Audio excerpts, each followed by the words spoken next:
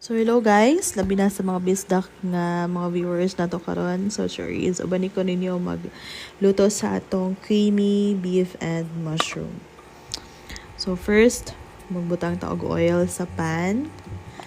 So matingala mo ano na oil, then magbutang pagid ta karon og butter. So kaning pagbutang nato sa oil based sa experts, need ni siya para dili masunog atong butter. No? So, gimix na to siya thoroughly. After, butang na nato atong minced garlic. So, ang garlic pa lang daan, guys. Humot na kayo siya. Pwede na siya isudan yun.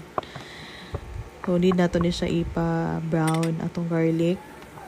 And then, after, ibutang na po na to atong white onion. So, based po sa experts, mas nindot yun i-saute ang white onion kaysa sa red onion.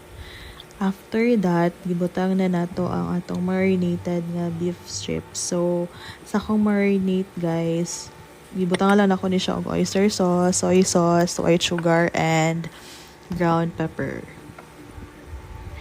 So, mix again para ma-distribute ang ato ang mga lamas o ato ang sauce sa iyang gikan sa iyang pag-marinate. So, i-simmer lang nato ni siya for about 30 minutes. Ayan, pag ma-simmer na siya, pag na-absorb na gamay ang iyahang tubig gikan sa beef nato, pag napay sauce gamay mabilin, no?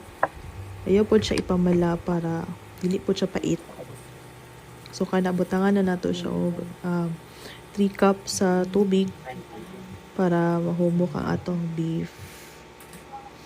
So, kani siya, muna siya pinakadugay kay at least, depende sa yung beef, no? So, kani ako at least 1 hour ko nagpahumok sa beef.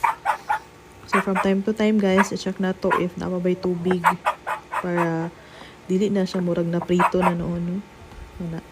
After nga na-absorb na niya ang tubig, nahumok na niya guys, butang na nato atong mushroom. And ang ato ang all-purpose cream. So, pwede na siya any brand yung gusto gamiton. Kani akong gipili kay compare sa other brand, mas barato gid ni siya. So, again, mix nato ang ato ang cream para ma-distribute ang iyahang panlasa, ang iyahang creaminess. So, humok na niya itong beef, guys. Wala na tayo kabalakaan. So, 10 minutes at least, 10 minutes siya ipabukal nga na siya all-purpose cream. So, depende, no, i-taste ninyo siya kung okay na siya. Pwede nyo butang asin or pepper. So, kani okay na ko, ani.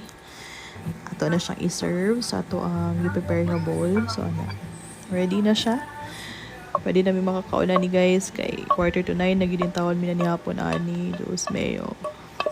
So almost 2 hours ang preparation ani. Kay di ba at least one sa pagpabukal pa lang daan, pagpahumok pa lang sa beef daan, 1 hour na siya. So ready na atong plato, butang natag kanon yan. So pakit-kit gamay, duwa lang sa kakutsara sa kanon. Then butang na nato ang ato ang giluto nga creamy beef and mushroom. So thank you guys sa pag-uban sa pagluto. See you again next time. Bye!